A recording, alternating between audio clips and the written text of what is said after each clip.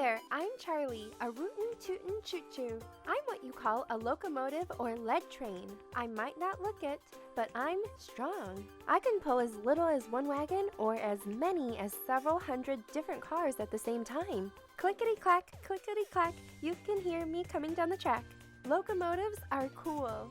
We can be a passenger train that carries people, or a freight train that hauls lots of different cargo. We can carry food, cars, coal, lumber, even that toy that you just bought from the store. We can chug slowly or go really fast. Eager to learn more?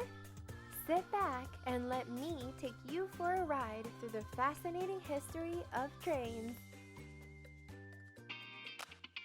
Steam trains, electric trains, subway trains, bullet trains, passenger trains, cargo trains, magnetic levitation trains. We trains are really amazing. So hop aboard and let's get started. Choo-choo! Toot-toot! The first idea for a train dates back to the ancient civilizations of Greece, Babylon, and Egypt, when people used a horse or bull, sometimes even a person, to pull a wagon or carriage to transport goods like coal and iron. But trying to steer a cart loaded with coal on uneven dirt roads was not easy.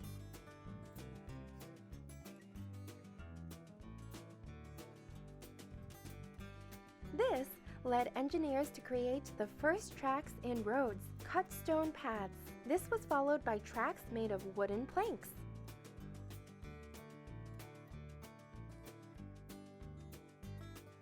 These sturdier tracks allowed cars or wagons to travel faster and smoother along dirt roads while carrying a variety of goods.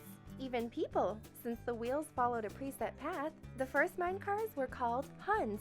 These hand-propelled cars rode on two wide wooden boards with a guide system to keep them on track. In conjunction with a horse-pulled cart, these mine cars formed a type of railway that transported coal and ore from mines to factories until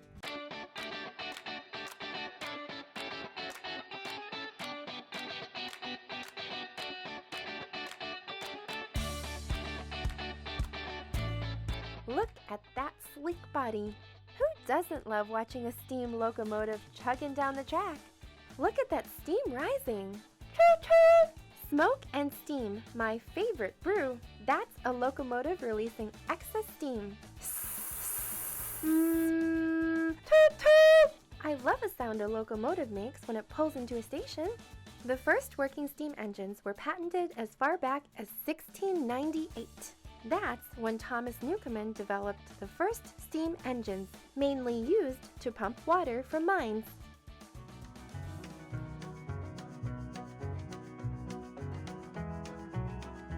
James Watt dedicated his life to improving first the Newcomen engine, then his own. His work was so well known that people named the watt, a unit used to measure electrical and mechanical power, after him.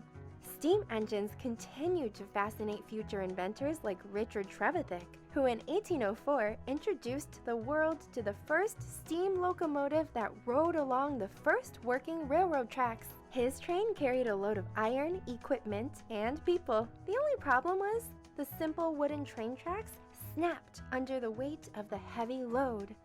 Crack! Groan! To solve this problem, stronger train tracks were built using metals like steel and iron. These tracks were designed to hold the weight of locomotive engines and wagons, some hauling tons of ore, others filled with people. Matthew Murray was another British man working in the early 1800s to improve steam locomotives. He is credited with introducing the first locomotive passenger train railroad. George Stephenson, another early train pioneer, built a more powerful steam locomotive. He introduced the first public intercity railway. In 1830, using steam locomotives, his trains pulled heavy freight loads along wood and iron rails. By the early 1900s, trains were used to haul people and goods by countries all over the world.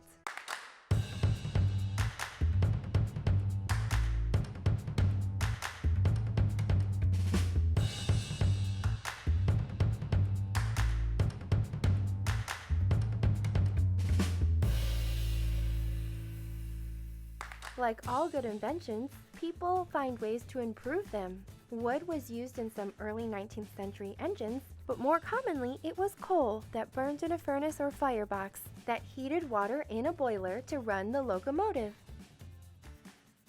This produced steam that spewed smoke and left a chalky, grimy pollution that coated buildings in soot and left the air smelling stinky. So engineers began to create other types of locomotives. These locomotives ran on diesel oil. They were cheaper, faster, and most of them were more powerful than steam locomotives. They also created less pollution and didn't require water. These trains had an engine room with 2 diesel engines and 2 generators. Diesel oil was carried in a tank underneath the body of the locomotive. Diesel trains are still used today in places where it's too expensive or too difficult to install electrical lines. For example, some mountain railways are diesel locomotives that ride on cog or rail tracks. As the cog turns, the train is pulled up the mountain on special tooth-railed tracks. Mountain trains move slowly to ensure they stay on track while climbing mountains or rocky slopes. These special tracks also keep mountain trains from driving too fast on the way down.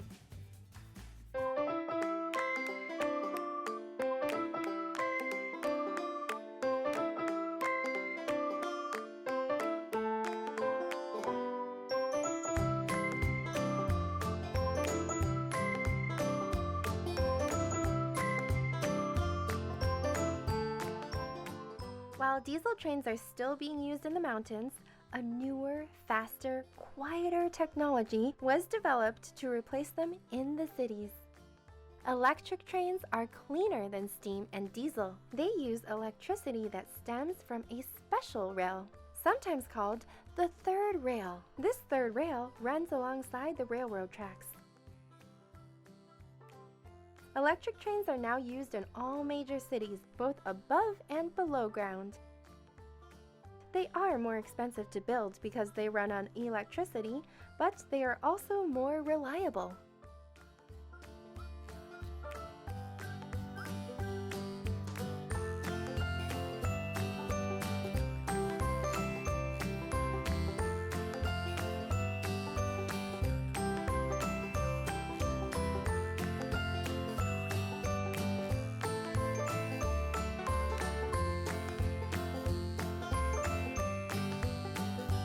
Let's go underground and explore another type of train, a subway train, or as they're called in some countries like France, the metro. Who doesn't love riding on a subway? Whoosh! We're zipping through the tunnel. Zap! We're arriving at the station.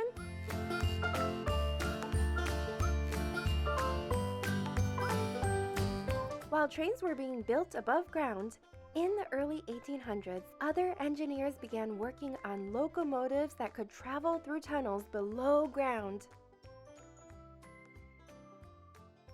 Around 1863, work began on the first section of the intercity railroad tracks and underground tunnels that would become the famous London Underground.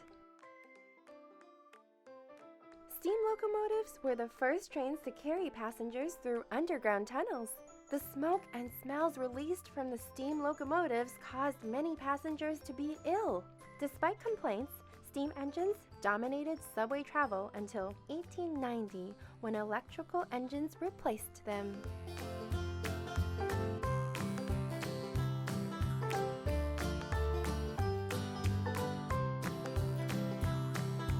The use of electrical engines began a new era in subway travel.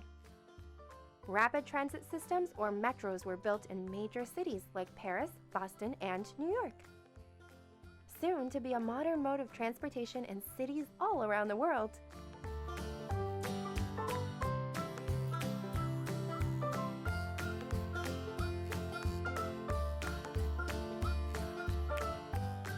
Passengers needed a platform to get on and off trains. Freight trains needed a place to load and unload cargo. Train stations, also called a railroad station, railway station, or depot, were built to fill this need. Tokyo, Japan has one of the world's busiest passenger stations. The world's largest station is in Beijing, China. One of the oldest and most recognizable is Grand Central in New York. It all began in 1871 when Cornelius Vanderbilt opened the first station for people catching trains in and out of New York City, which he called Grand Central Depot.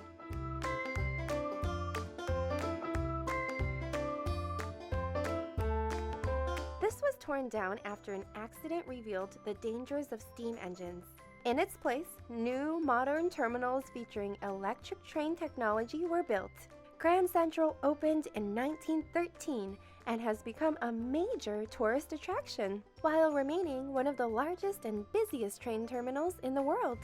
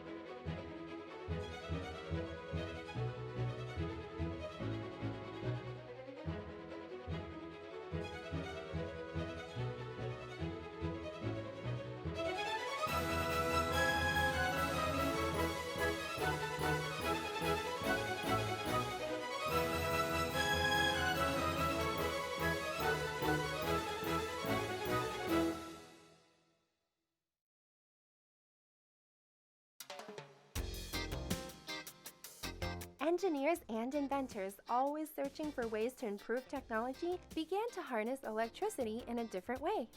They created overhead cables powered by what is called a pantograph, or metal framework. When a pantograph touches an overhead power line, it carries electric current that drives the motors of streetcars and trams.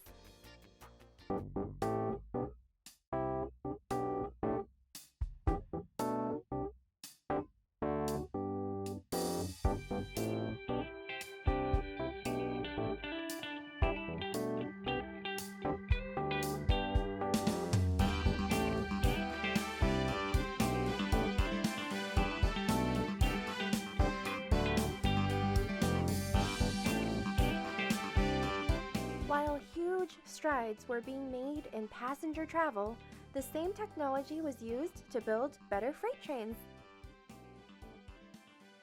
Look at all those cars! 1, 2, 3, too many to count. Today's freight trains carry everything from food to cars to coal to lumber to a whole lot of products you buy at your local store. Amazing, isn't it? Freight or cargo trains often haul heavy loads long distances. They travel slowly but steadily, often using several locomotives, one in front, one in the middle, and one at the very end to ensure all the attached wagons run smoothly. Some freight trains contain hundreds of wagons called goods wagons or freight wagons, containing tons of cargo, sometimes piled 2 stories high. One of the longest freight trains was reported to have hauled over 650 wagons pulled by 16 diesel engines.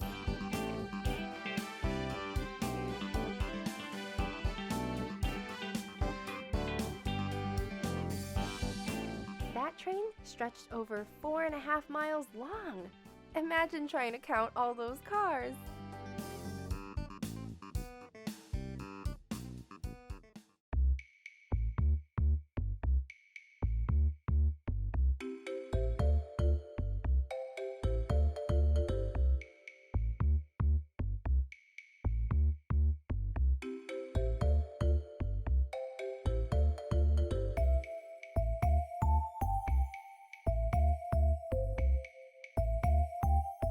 Look at that nose, long and sleek. That's a bullet train. Compared to freight trains, bullet trains are fast. They are the jaguars of train travel. Whoosh! As fast as a bullet. Quiet and smooth. And look at all those comfortable seats. Bullet trains were first introduced in Japan in 1964. Instead of locomotives, bullet trains have motors installed underneath their carriages. They zip along, riding on mostly flat, straight track that they can obtain amazing speeds. The first bullet trains reached an average of 130 miles per hour. Despite their speed, they are the safest trains. Over 10 billion people have traveled on Japan's bullet high-speed trains. France developed a high-speed train called the TGV in 1979. It is constantly being improved and is now one of the fastest trains in the world based on this technology.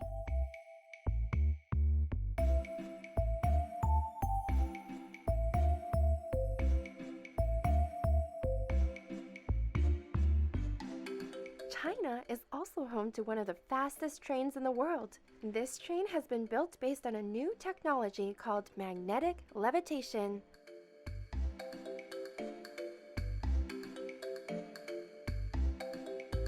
Magnetic levitation, or maglev, uses powerful magnets, some of the most powerful magnets on Earth. These magnets suspend or lift a train and hold it in place, so it's not even driving on tracks. While bullet or high-speed trains are getting faster all the time, maglev promises to offer even faster, smoother travel without vibration or harsh movements.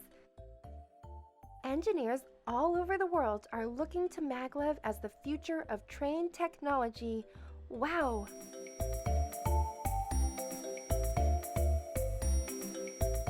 A monorail in Germany uses maglev based on early 1900s findings and patents of engineer Hermann Kemper. China boasts the first maglev passenger train. Japan is currently developing a huge network of maglev trains that will carry passengers at an average of 310 plus miles per hour, and that is fast.